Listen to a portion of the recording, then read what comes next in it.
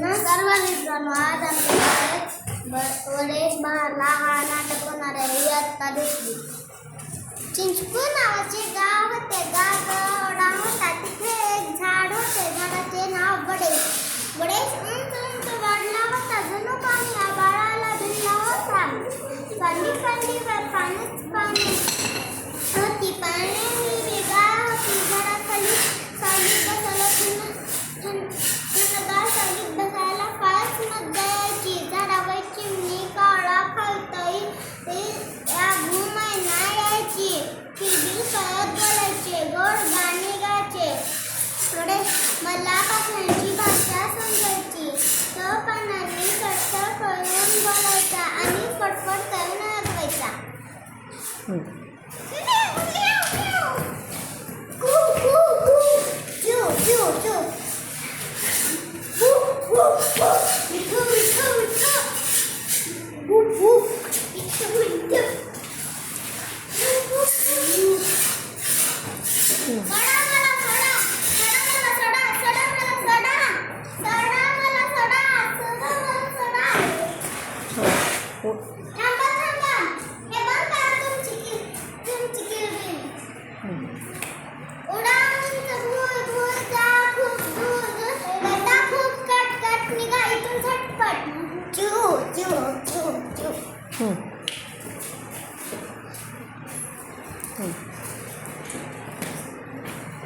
वडेश आमच्यावर रागावला.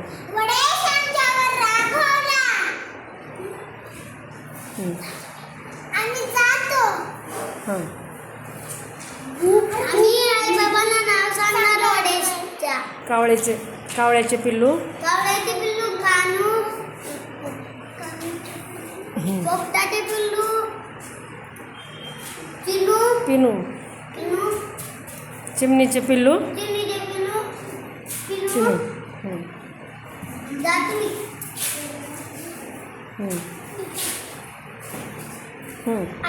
आता काय सगळे गेले. कोणी खेळायला नाही, कोणी बोलायला नाही. आता काय करावे?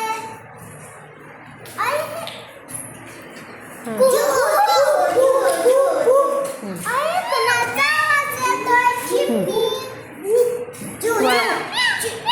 हिवाळ्याचा फुला, उंचा फुलाकडे फांदीवर पाणी आली. लाल लाल फळे आली.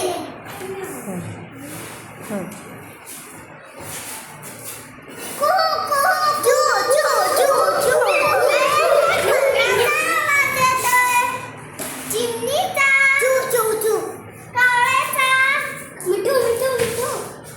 काळा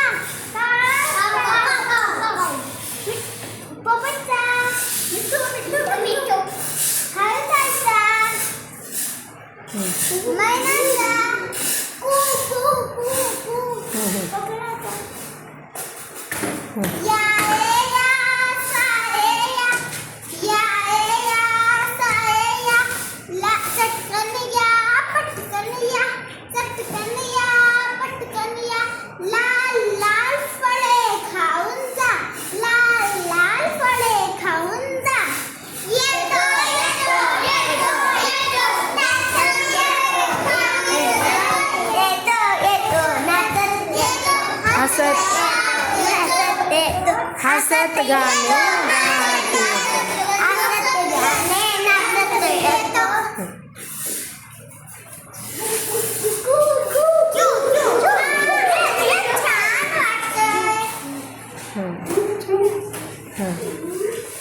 आता झाडावर घरटे बांधेल.